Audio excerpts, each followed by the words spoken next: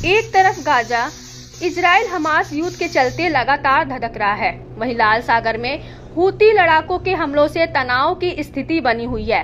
Yemen के विद्रोही गुट ने फिर से कहर ढाना शुरू कर दिया है। हाल में हूतियों ने 10 लाख बैरल तेल लेकर जा रहे जहाज को बारूद से उड़ा दिया। लड़ाकों ने इसका एक खौफनाक वीडियो भी जारी किया है।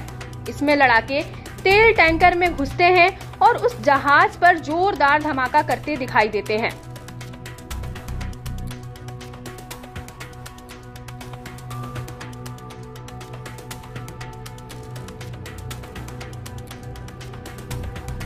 इस बीच यमनी नेता सैयद अब्दुल मलिक अल हूती ने इजरायल को बड़ी धमकी दी है। उन्होंने कहा कि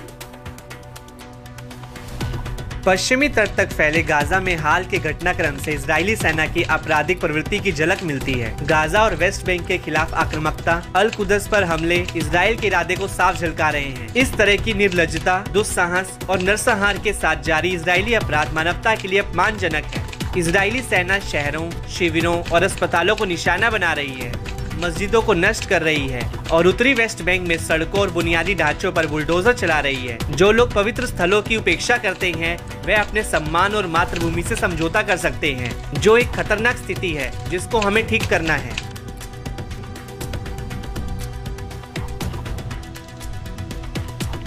यमन नेता 1 महीने के भीतर अल अक्सा मस्जिद में यहूदियों की घुसपैठ पर भी भड़के हैं। हाल में इजरायली मंत्री ने मस्जिद के भीतर एक यहूदी प्रार्थना स्थल बनाने की योजना का जिक्र कर आग में घी डालने का काम किया था। इस पर तिलमिलाए अल हूती ने कहा कि मुसलमानों को चुप्पी के बजाय जिहाद के साथ अपने धार्मिक कर्तव्य को पूरा करना चाहिए।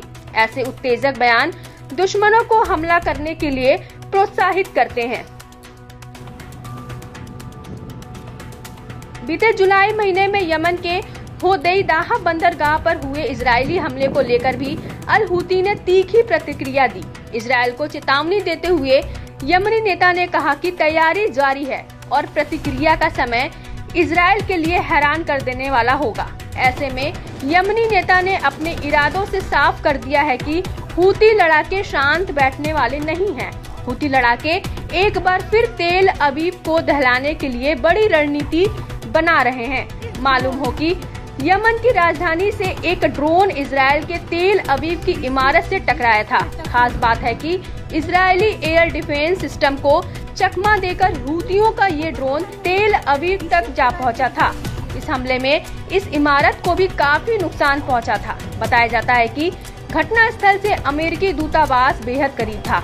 हमले से इजरायल में हड़कंप मच गया था। यमन की ओर से ये अब तक का पहला हमला था जिससे इजरायल पर बड़े हमले का खतरा मंडराने लगा था।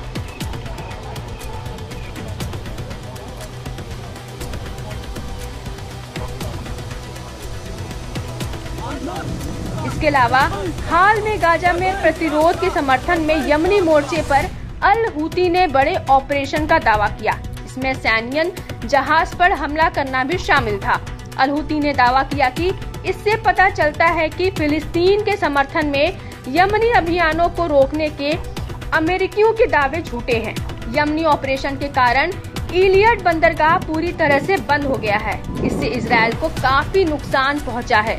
अल हूती ने पुष्टि की है कि यमनी ऑपरेशन प्रभावी बने हुए हैं, भले ही दुश्मन देशों के जहाजों की संख्या में कमी आई है। ऐसे में यमनी नेता की हालिया हुंकार ने इजरायली पीएम की परेशानियों को बढ़ाकर रख दिया है। बहरहाल आने वाले दिनों में इजरायल और यमन में जोरदार टकराव देखने की आशंका जताई जाने लगी है, जिससे मिडिल ईस्ट में तनाव फिर से स्तर पर पहुंच सकता है।